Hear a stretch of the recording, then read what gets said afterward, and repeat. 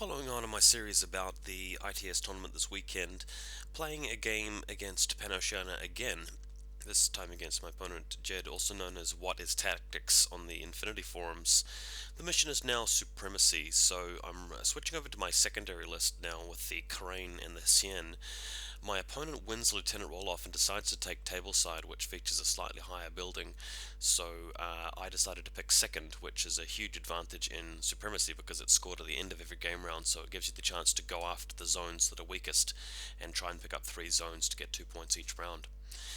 I've got the Crane and the Celestial Guard link in the building next to the building that's featuring that aircraft hangar with the helijet, and the building on the right hand side of the picture, bottom right, you've got the link team of Guangxi. So let's just keep moving through this. On the right hand side you can see that Guangxi link, but on the balcony there's also a prone Celestial Guard which holds the smoke grenade launcher. Again, guys, using using prone markers, but also irregular orders as prone markers, since none of the guys in my army are irregular troopers. My opponent is proxying a lot of models this game. Sorry about that, guys. He doesn't normally play Pan O. If you see a Makul, it's not a Toha model. The Makul is actually supposed to be a Karakot Renegade. You've got these Auxilia team guys here down the bottom right, and they're using the Dr. Worm sort of snake helper bots from Combined Army as Orcs bots.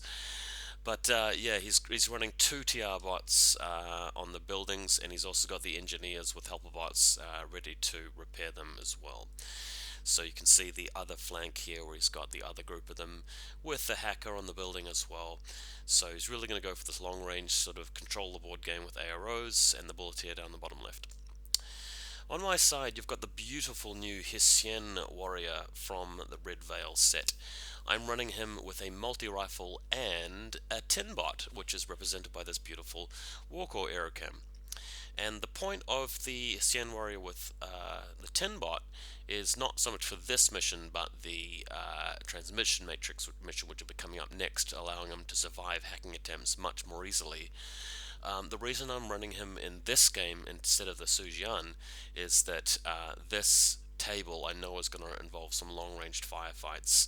So to win against the TR bots and so forth, I am going to need the help of the Crane with its Blister Skill 16 and 5 dice.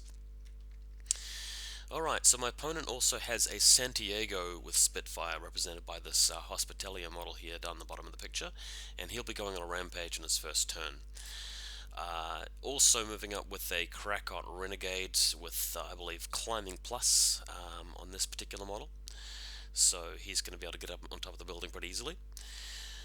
So the Santiago rushing forward, and the first firefight of the game happens when he comes into line of sight of this Guangxi, which also blocks vision to the flash pulse bot and the Sien behind it. Guangxi returns fire with a chain rifle which inflicts a wound, and also takes 3 hits from the multi-rifle, so the Spitfire, but he passes all 3 of the saves, so fantastic job from this Guangxi. Having said that though, passing 2 saves and failing 1 would have been almost as bad for my opponent too, because I've got Dogged. On the other side, again, my cool warrior, actually a Karakot Renegade, berserking into the Sien warrior, and the Sien retaliating with, I think it was a nanopulsar, which manages to kill him, and the Sien passing the armor saves. I can't remember what actually happened in this particular sort of situation, but what might have happened is that he got through, passed the nanopulsar save, then we had a close combat sort of fight, and I managed to win that. Either way, it resulted in the Karakot being destroyed, so good rolling from the Sien so far. So this poor old Santiago is just hanging out here, doesn't want to come around the corner because he feels like he might die from a chain rifle. He's a bit superstitious here, so praying to the Catholic God behind the crate here, and Yuching Force is safe. Oh, what's happened here? Somehow he's managed to kill my flash pulse bot. I think it's because he used a nanopulsar or something like that in one of these orders, so my recollection of this part of the game is a little bit hazy, but he does manage to kill the flash pulse bot at this stage. Elsewhere in the table, my opponent is running Joan of Arc, and he's using the standard 4-4 movement multi-rifle version, and moving out into the gangplank here and going into suppression fire. Quite crucially, doesn't move Joan into my zone here, the area closer to me. Otherwise, Joan could have been quite difficult to get rid of because she's worth quite a lot of points. Bullet here going to suppression fire as well. Okay, so starting off Yuching turn 1, Imperial Service here.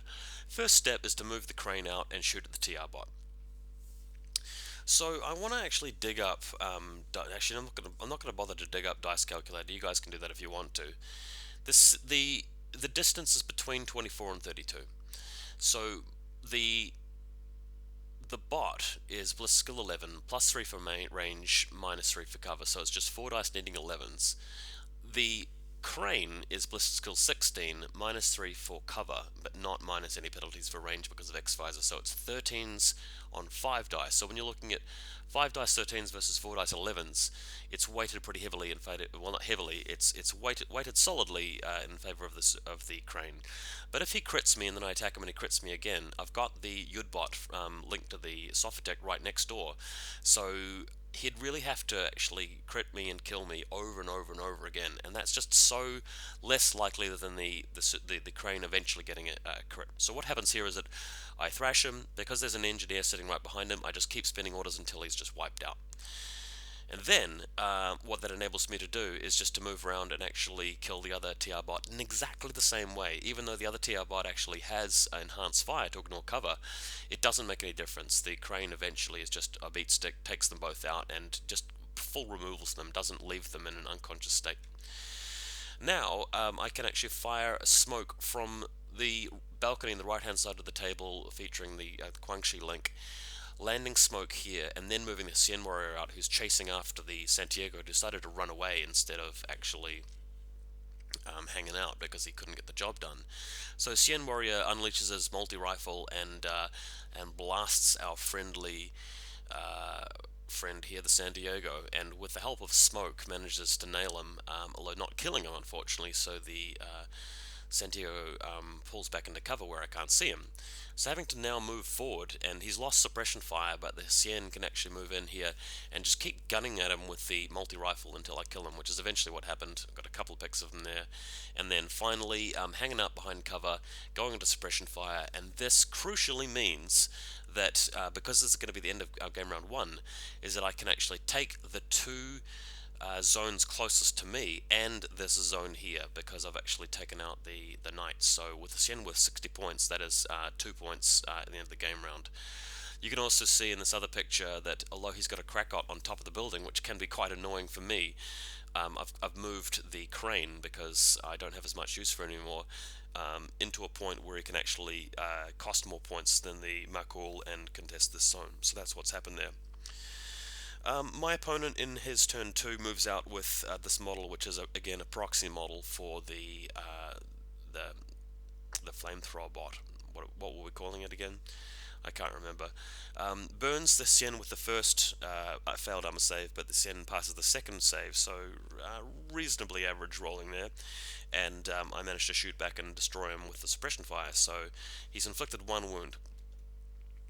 Then there's the Makul, which heads down the building, and what he's going to try and do is get into combat with the crane. So that is what happens. Moves in to attack the crane. He does have Berserk, remember, but with close combat 22 and martial arts level 3, the crane is easily able to chop up the Krakot Renegade with his double action close combat weapon, and I can't even remember if I took a wound against him. I believe I did. So there you have it.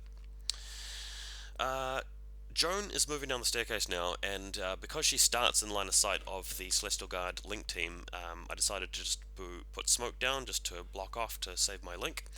And then Joan is able to move out with her multi-rifle and actually have a go at the crane, and that reduces him to 0 wounds. And because I've got a Sophitek nearby, just keep shooting me until the model's removed. So this is very much a deny the doctoring and engineering game, take out the models for true death. So moving on, we've now got my turn 2. So I've got a boarding shotgun Celestial Guard, but it's a Forward Observer. I'm using Forward Observer on the corpse of the Krakot Renegade to complete the telemetry objective. Then we've got a Yud bot moving away along the side here just to repair the flash pulse bot here with the help of the Sophitek, as you can see on the right hand side of the photo. And then there's Joan of Arc just hanging out around here. This is Joan's third turn, and I've actually just completed turn 2 very quickly there because it was just a couple of quick points with him not removing the Sien Warrior. So now in his final turn he's actually rolling across with Joan and getting to a position here where Joan can just come around here into close combat. I decided to make a swing at her instead of using suppression fire, but she beat me to it, and Joan does manage to cut the Sien Warrior down. And then lastly, in final turn, the Guangxi start rolling out, taking care of this Aconto regular here, shooting him up. Then the Sophitek moves out to actually pick up one of the consoles and collect that. Finally, we've got a ninja dropping one of these auxiliaries who've moved into the zone. The ninja is worth more than one of them, but not both of them. So luckily, with the pistol, managing to blap away at them until one of them dies.